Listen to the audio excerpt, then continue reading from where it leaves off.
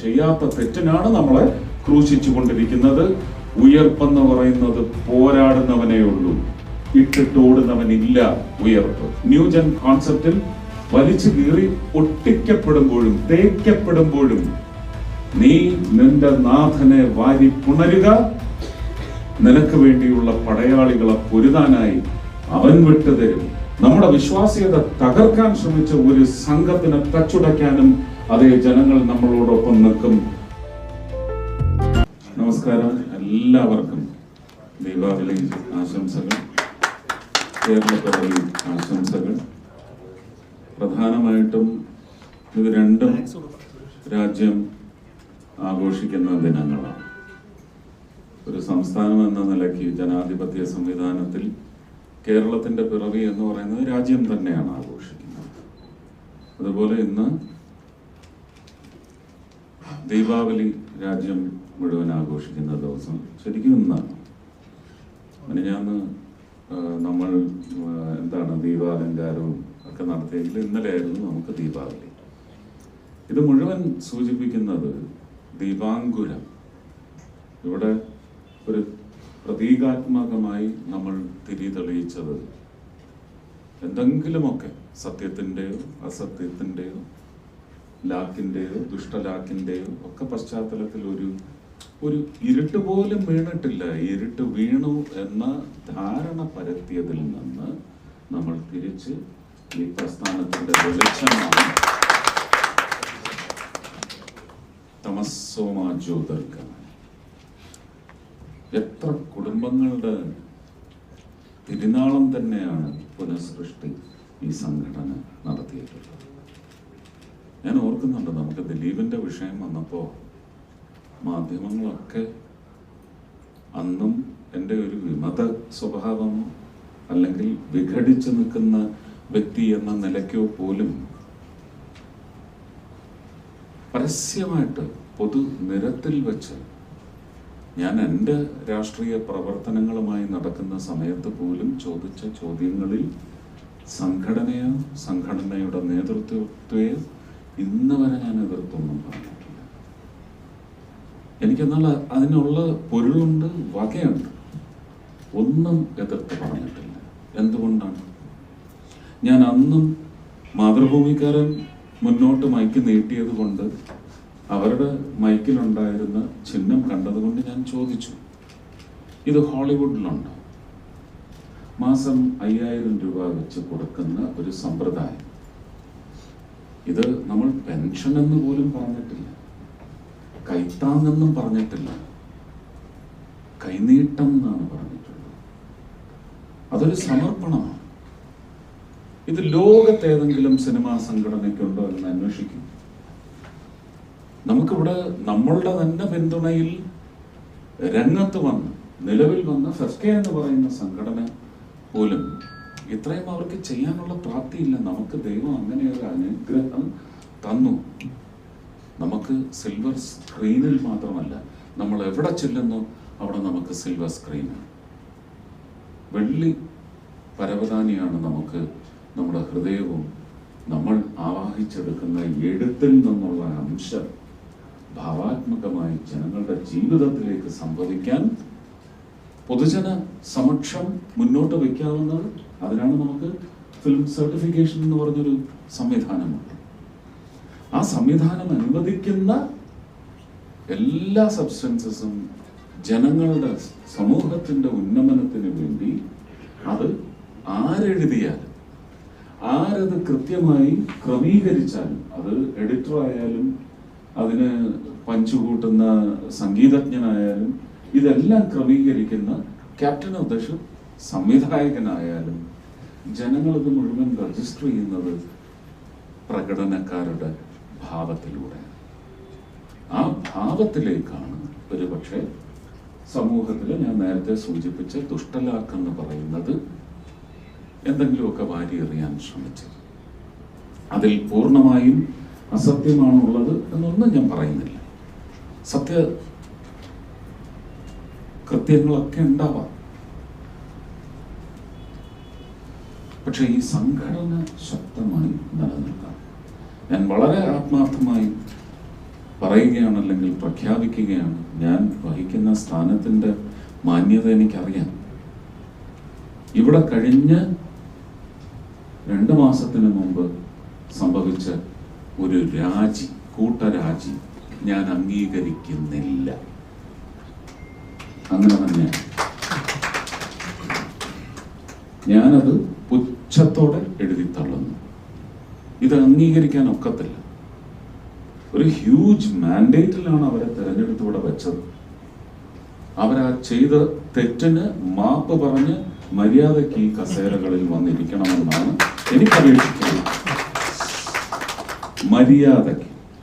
ഇല്ലെങ്കിൽ അമ്മയിലെ അംഗങ്ങൾ ഉടനെ ജനറൽ ബോഡി നിങ്ങൾ സ്വമേധയാ വിളിച്ചുകൂട്ടി അവരെ ശിക്ഷിക്കണം. തയ്യാറുണ്ടോ?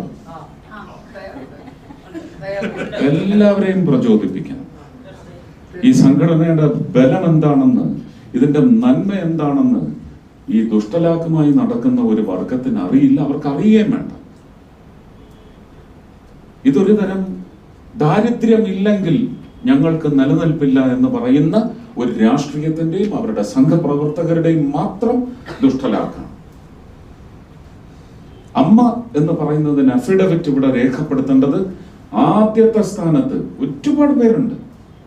ഇപ്പൊ നമുക്ക് കുമ്പളങ്ങി ബീന ചേച്ചി കാണും, റോസ്ലിൻ ചേച്ചി കാണും. നമ്മുടെ സ്ട്രെയിറ്റ് ഇമ്മീഡിയറ്റ് അഫിഡവിറ്റ് ആണ്.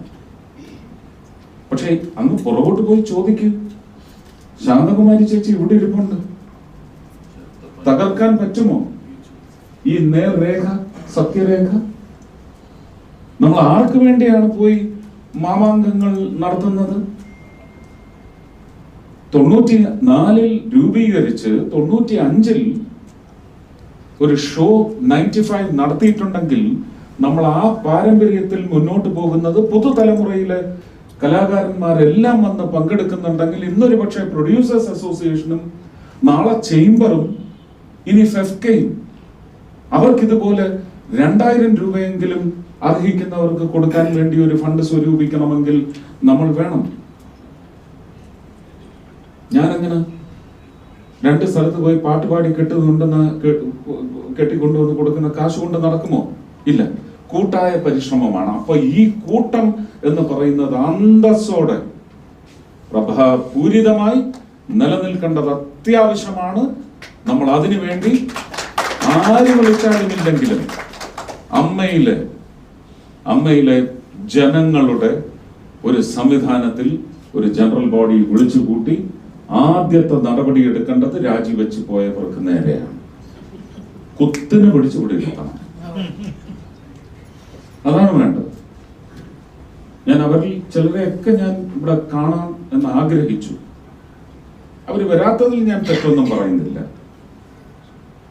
നമ്മളന്ന് നമ്മുടെ സംസ്ഥാനത്തിന്റെ പിറവിയെടുപ്പുമായി ബന്ധപ്പെട്ട് ദീപാവലി എന്ന് പറയുന്ന ഓരോ മനുഷ്യനും ഒന്ന് ഇരുട്ടിക്കഴിഞ്ഞാൽ ലൈറ്റ് ഇടാത്ത ആൾക്കാരുണ്ട്. കറണ്ട് ഇല്ലാതെ പോകുന്ന, ബില്ലടയ്ക്കാതെ കറണ്ട് ഇല്ലാതെ പോകുന്നവന് എവിടുന്നെങ്കിലും കടം മേടിച്ചാണ് ആ വെളിച്ചം കൊണ്ടുവരുന്നത്. ആ വെളിച്ചത്തിലേക്ക് നമുക്ക് തിരിച്ച് നമ്മുടെ സംഘടനയുടെ മങ്ങലിൽ നിന്ന് പ്രഭാപൂരിതമാവണം. അത് സമൂഹത്തിനുള്ള സന്ദേശം നമുക്ക് അമ്മ എങ്ങനെ മക്കളോട് എന്ന് പറയുന്ന വലിയ സന്ദേശമാണ് നമ്മൾ നടപ്പിലാക്കിക്കൊണ്ടിരിക്കുന്നത്. ആർക്കെങ്കിലും ആ അന്തസ് ചോദ്യം ചെയ്യാൻ ഈ സമൂഹത്തിൽ ഒരു പ്രധാനമന്ത്രിക്കോ ഒരു രാജ്യത്തിന്റെ പ്രസിഡന്റിനോ ഒരു സംസ്ഥാനത്തിന്റെ മുഖ്യമന്ത്രിക്കോ ചോദ്യം ചെയ്യാൻ ചങ്കൂറ്റമുണ്ടോ? എനിക്കറിയാം ഈ സ്വത്തുവക വാങ്ങിച്ചതിന്റെ പേരിൽ നമ്മളൊരു കടത്തിലെത്തിയതും ആ കടം തിരിച്ചടയ്ക്കാനും ഈ കൈനീട്ടം മുടങ്ങാതിരിക്കാനും വേണ്ടി ഒരു പരിപാടി വിളിച്ചു കൂട്ടിയെടുത്ത് ആരുടെയൊക്കെ സഹകരണമുണ്ടായി?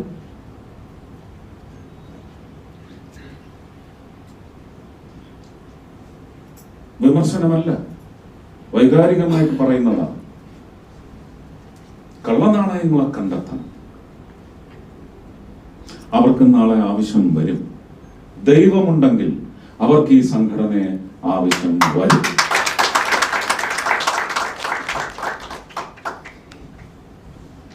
എല്ലാവരും ഒറ്റക്കെട്ടായിട്ട് നിൽക്കണം. നമുക്കെല്ലാം വേദനയുണ്ട്. ഞാൻ എൻ്റെ ഏറ്റവും വലിയ എൻ്റെ കുടുംബം പട്ടിണിയിലേക്ക് ഒരുപക്ഷെ വഴുതി പോകുന്ന ഒരു കാലഘട്ടം 3.5 വർഷം എനിക്കുണ്ടായെങ്കിൽ ആ സമയത്താണ് ഞാൻ ഒരു സ്കൂട്ടർ കമ്പനിയുടെ ഉദ്ഘാടനത്തിന് വേണ്ടി വാങ്ങിച്ച കാശാണ്, അവരെ കൊണ്ടാണ് ഞാൻ ഇവിടെ കൊടുപ്പിച്ചത്.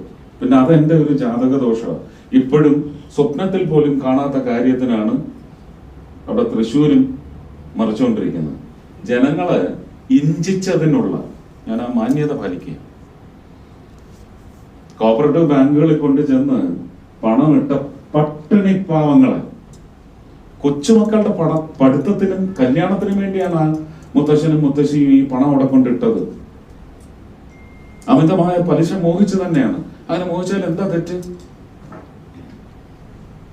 അവർക്ക് തിന്നാനല്ല, ആ പണം ഇഞ്ചിച്ചതിനാണ് ശിക്ഷ കൊടുത്തത്.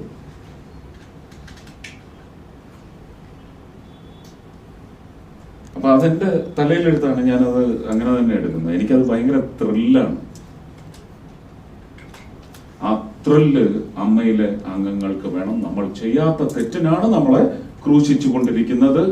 ഉയർപ്പെന്ന് പറയുന്നത് പോരാടുന്നവനേ ഉള്ളൂ, ഇട്ടിട്ടോടുന്നവനില്ല ഉയർപ്പ്. ആ ഇട്ടിട്ടോടിയവരെ തിരിച്ചിവിടെ കൊണ്ടുവന്ന് ഇരുത്തണം. ചവിട്ടി തേക്കപ്പെടുമ്പോഴും ഇത് എവിടെങ്കിലും എഴുതി വെച്ചിട്ടുണ്ടോ എന്ന് എനിക്കറിയത്തില്ല.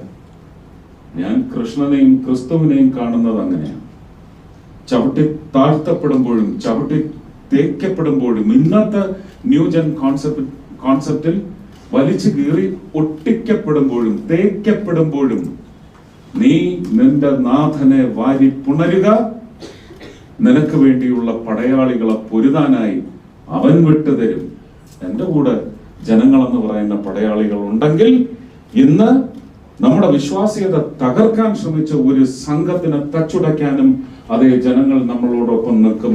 നമ്മുടെ ഒത്തൊരുമ നമ്മൾ പ്രകടമാക്കണം, സത്യസന്ധമായി പ്രകടമാക്കണം എന്ന് മാത്രം ആവശ്യപ്പെട്ടുകൊണ്ട് ഈ കേരളപ്പിറവി നമ്മുടെ പുനഃപിറവിയുടെ ദിനം കൂടിയാവട്ടെ. അമരക്കാരിൽ നിന്നുള്ള വാക്കുകൾ നമ്മൾ കേട്ട് നമ്മൾ നേരെ പോകുന്നത് അടുത്ത തലമുറയിലേക്കാണ്. സ്നേഹപൂർവ്വം 2 വാക്ക് സംസാരിക്കാനായിട്ട് നീതിനെ സ്വാഗതം ചെയ്യുന്നു. നമസ്കാരം, എല്ലാവർക്കും കേരള പിറവി ആശംസകൾ. അമ്മ സംഘടന പൂർവാധികം ശക്തിയോടെ തിരിച്ചു വരണമെന്ന് ഞാൻ ആഗ്രഹിക്കുന്നുണ്ട്. എല്ലാവരും സഹകരിച്ചും ഒരു പരസ്പരം സ്നേഹത്തോടെയും സഹകരണത്തോടെയും നമുക്ക് മുമ്പോട്ട് പോകാൻ സാധിക്കട്ടെ. എല്ലായിടത്തും പ്രശ്നങ്ങളുണ്ടാവും, സംഘടനാപരമായിട്ടുള്ള പ്രശ്നങ്ങളുണ്ടാവും. പക്ഷെ ഇതെല്ലാം നമുക്ക് സംസാരിച്ച് തീർക്കാനുള്ള പ്രശ്നങ്ങളേ ഉള്ളൂ. അപ്പോൾ എല്ലാവർക്കും വളരെ നേരത്തെ പറഞ്ഞ പോലെ സ്നേഹത്തോടെ വർക്ക് ചെയ്യാൻ പറ്റുന്ന ഒരു അറ്റ്മോസ്ഫിയർ എല്ലാവർക്കും ഉണ്ടാവട്ടെ. അതിനുവേണ്ട നടപടികൾ എന്താണോ വേണ്ടത് അത് സംഘടനാപരമായിട്ടും അല്ലാത്ത രീതിയിലും നമുക്കെടുത്ത് ഒരുമിച്ച് നിന്ന് മുമ്പോട്ട് പോകാം. അതിന് എല്ലാവരുടെയും സഹകരണം ഉണ്ടാവുമെന്ന് ആഗ്രഹിക്കുന്നു. Thank you.